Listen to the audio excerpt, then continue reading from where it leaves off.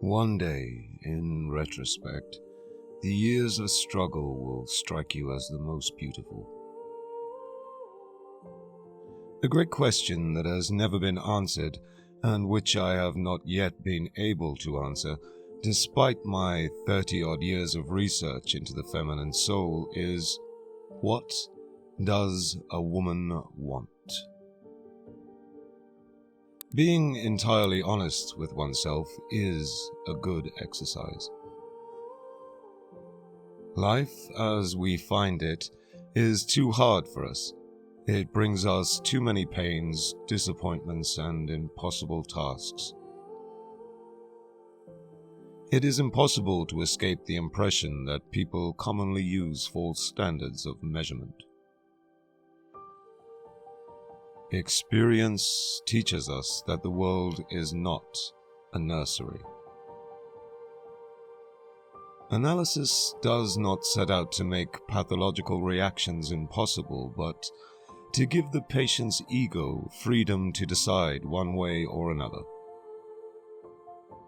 He does not believe that does not live according to his belief. Words have a magical power. They can bring either the greatest happiness or deepest despair. The ego is not master in its own house. The voice of the intellect is a soft one, but it does not rest until it has gained a hearing. Words are capable of arousing the strongest emotions and prompting all men's actions.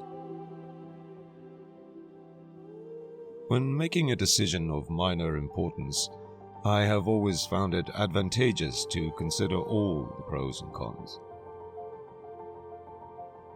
Everyone has wishes which he would not like to tell others, which he does not want to admit, even to himself. We are what we are because we have been what we have been. Dreams with the painful content are to be analyzed as the fulfillments of wishes. If youth knew, if age could. The scope of one's personality is defined by the magnitude of that problem which is capable of driving a person out of his wits.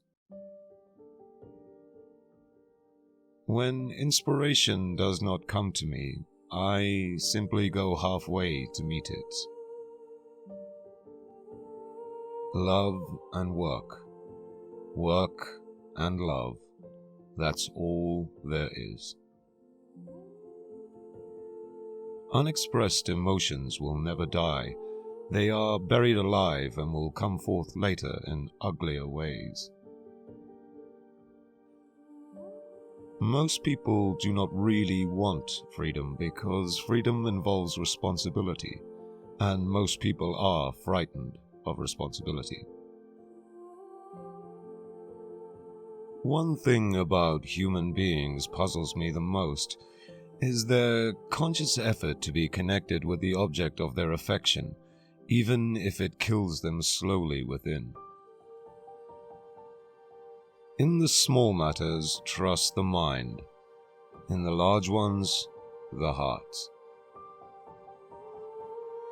Beauty, it seems, has no obvious use, nor is there any clear cultural necessity for it. Yet civilization could simply not do without it. The madman is a dreamer awake. Friendship is an art of keeping distance, while love is an art of intimacy. We choose not randomly each other, we meet only those who already exist in our subconscious. Neurosis is the inability to tolerate ambiguity.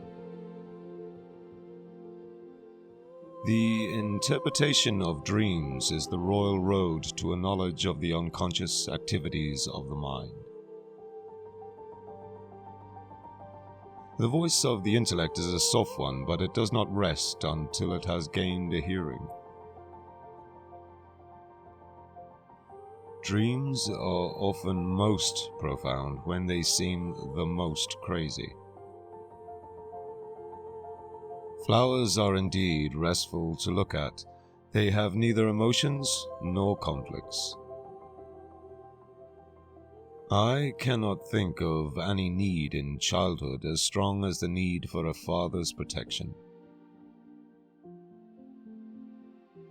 The ego represents what we call reason and sanity, in contrast to the id, which contains all the passions.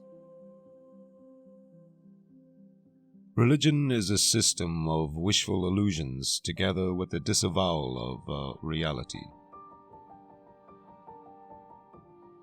Where does a thought go when it is forgotten?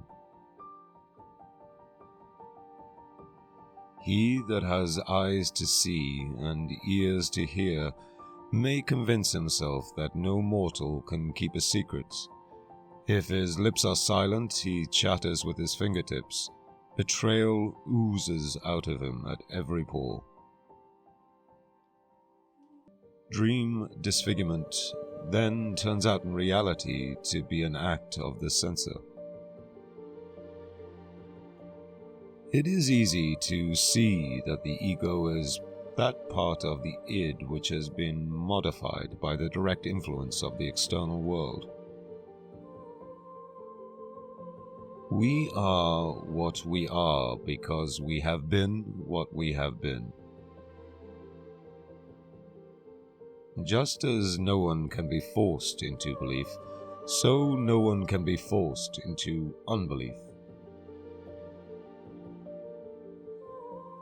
Everyone has wishes which he could not like to tell others, which he does not want to admit even to himself. In the depths of my heart, I can't help being convinced that my dear fellow men, with a few exceptions, are indeed worthless.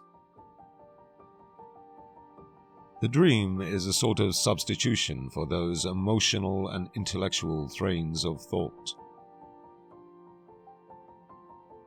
Religion is an attempt to get control over the sensory world in which we are placed, by means of the wish world which we have developed inside us as a result of biological and psychological necessities. The mind is like an iceberg. It floats with 1/7 of its bulk above water. Towards the outside, at any rate, the ego seems to maintain clear and sharp lines of demarcation. A woman should soften and not weaken a man. Please subscribe for daily inspirational quotes.